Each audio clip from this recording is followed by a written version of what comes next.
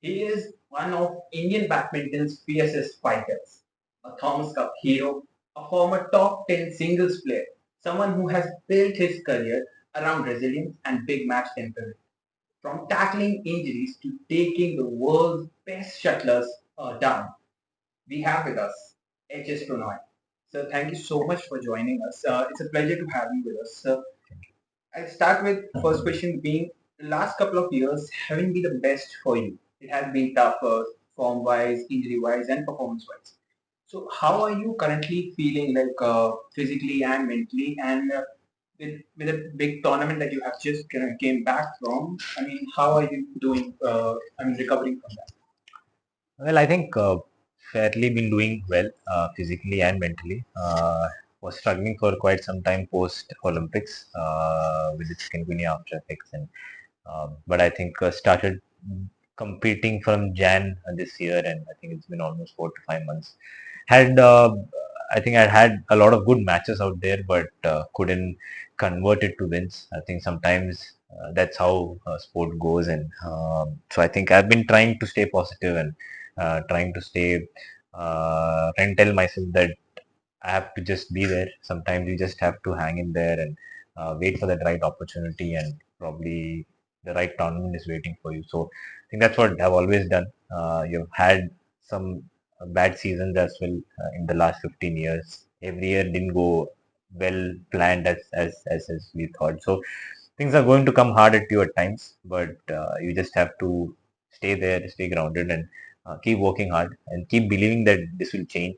When the tides change, you have to be ready to kind of really take it. So yeah. Recently, in the initial phase of the year, you said that you have that pain lingering due to chikungunya and all of that stuff. Is that still going on, or have you recovered? It's still there. A couple of pains are still lagging, but most of the pains which were really bad kind of settled in after probably good 4 5 months. So, but still took a lot of time to kind of settle in with those pains. But right now, we're just having just a couple of areas where it's still a little bit of bothering. But I think altogether the body had gone through so much in that period because I played Olympics also with that entire issue, and that made it really worse.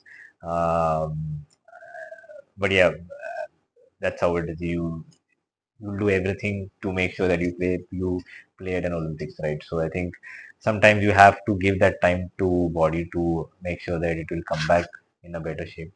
Just still hoping that a good 30% is still left in from a recovery side, and probably I will slowly start to feel better. Yeah. So many injuries at this point, and especially the illness that you have gone through. How do you keep yourself motivated in this phase and continue fighting for your nation? I think I just take it day by day. It's very tough to kind of plan things when these kind of things comes at you, especially injuries and these kind of health related issues. I think it's really important to take it day by day and uh, not really keep a lot of expectations from a fact saying that you have to do this, you have to do that. At the end of the day, you have to keep finding that places where you're always feeling happy. That is something which I have learned over the years. Where whenever things are not going well, try to hold on things which keeps you happy, and that's what I'm trying to do. To always look at the brighter side. I'm still able to play. I'm still able to compete. I think that's what I'm looking at right now. I'm not looking at from a results perspective. I'm just saying that I'm still in a position where I'm able to compete at the highest level. Not even at probably a lower level. I'm just still playing at the highest level and still playing against the world's best players. So that itself is a big thing for me right now. So you have to keep building on that and just keep the expectations around you a little bit lower and to always keep from a reality check on what's happening and In this slide, Sudirman Cup didn't go as expected. What exactly do you think went wrong in that tournament for you? I mean, from your point of view, and how do you see yourself recovering from that?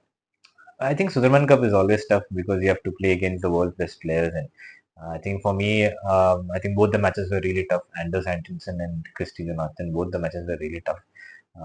I felt from a game perspective, I was there most of the time. There were lapses of concentration, couple of moments in both the matches and where the game kind of started to turn. So I still feel that I'm still not fully match fit. Maybe I need to do a little bit more hard work on on that side where the top tens are playing actually in a little different league. So if you want to reach there, then you have to be 100% match fit. And probably over the course of time, I will slowly kind of build myself to that position. So yeah. Okay, coming to a bigger picture, Indian badminton's bench strength has been questioned consistently. I mean, what do you think is the biggest reason for this lack of depth? Because China, even though moving past their number one player, they have four more players that are coming and doing very well. How do you see India doing this? I feel all the top players from a country should actually train together. This is my viewpoint. I think when we had our golden days, I think all the top players in the country were training together. That creates a structure and that creates an atmosphere where it becomes very competitive. It becomes very good to push each other, and that's where you start to improve. And I think, but sadly, in the last 4 5 years, we don't see a lot of players training together. Everybody has kind of changed their training centers. They're training separately. People are training separately. So that I think eventually won't result in a bench strength, right? Because the bench strength will only come when the juniors are training with the seniors and then they're slowly growing, and that's how they grow. And I think that's how I grew because I had a lot of seniors who were playing with me when I was junior, and the transition happened with them basically. So that kind of a system is missing right now, which I feel because probably juniors are playing against juniors, yes, but they don't have the top senior bunch which they are playing. At least the top junior should be playing against the senior bunch day in day out. They will learn, they will know how to play matches. I feel that is missing right now, and probably that's where a lot of countries are having a lot of advantage because all of them are training together. All the top men singles players in China are training together. Their training systems are together, so there is a competitive advantage for them. They are always training against each other, and the sparring quality is way too high when you're playing against the world's best itself. So that is one of the major reasons which I feel where the bench strength is not coming up to what we are expecting, which used to happen before. So maybe if we can collectively train together, that can probably bring in a lot of good players from the bench itself. They will also get motivated to kind of train with us, and yeah. On this point, I mean, like you said, every player needs to be playing together in order to, boost the country's positioning in the world badminton stage. I mean, how do you see these corporates coming in? Because Prela Gopajan just recently said that for playing sport in a country like India, you need financial backing. How do you see corporates coming in, especially someone like Reliance Foundation, and how do you see them contributing to this notion that you have just said? Yes, I think corporates are coming forward, but I think we need to collectively put it in a place where it is done as a one single agenda program. And as I said, everybody has to train together. Everything has to be set up together for the top players to play, and the next generation also is supported in the same way like the top players are supported. And then the transition happens. That's how the transition happens, where all the support is coming correctly at one place or whichever place or whatever the center is, but the training should happen collectively at the end of the day is what I feel. And for that, obviously the help of corporates are going to be the key going forward because the number of players of child to play the sport in country has gone massively up.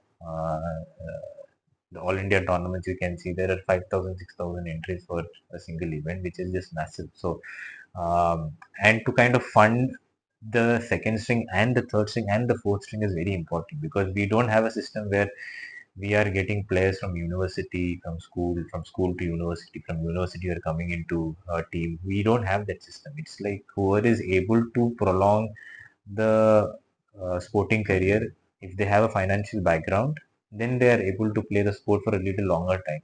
People who doesn't have that financial this thing, they're not able to push their kids for a little longer time in the sport. So that support they will definitely need when it is third tier, second tier players who are playing in that junior circuit, doing decently well in the seniors, but they need that big push to go forward.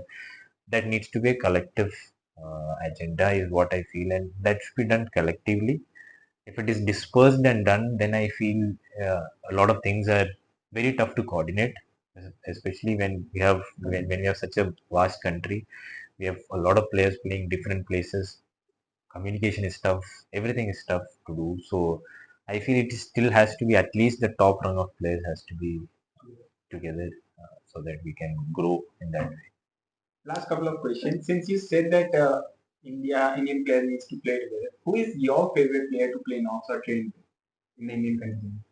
I think as of now, me and Laksh, we have been playing tournaments for a very long time in the same circuit. Me, Laksh, Shrikant, and, me and Shrikant, we have been training for obviously last good 10 years together itself. But I think Laksh is somebody who's who's who trains really hard. So it's really fun to kind of train with him, and I think the intensity which he gets in the training is really good. So in that way, Lakshya is somebody who is really good at doing that, and we have trained during the tournament. We only do that in tournaments when we get time. So that is a very small stint of days. So we don't really know what we can extract out of ourselves in those days. So yeah. Lastly, so you currently sit out of top 30. So what is next for HS Prannoy, like in terms of short-term goals and long-term? There's no long-term goal. It's just very short as of now, and it's have been out of 35, out of 32 probably since last 5 or 6 years. Since first time I've been out of 32, but that's how it is. That's how sport is. You're just going to get constant reminders if you're not performing well. So these are the reminders that you need to um, start showing up some results. So the effort is constantly there. So I hope that in the coming tournaments, I can start to perform well, probably win few rounds, and maybe get to quarterfinal stage, and then things will start to grow. I think the confidence will start to grow, and then I can build from there. Thank you so much for being so candid, Yeah, Prannoy. thank you, I mean, wishing you the strength and success for the future tournaments. And thank you so much for joining. thank you so much.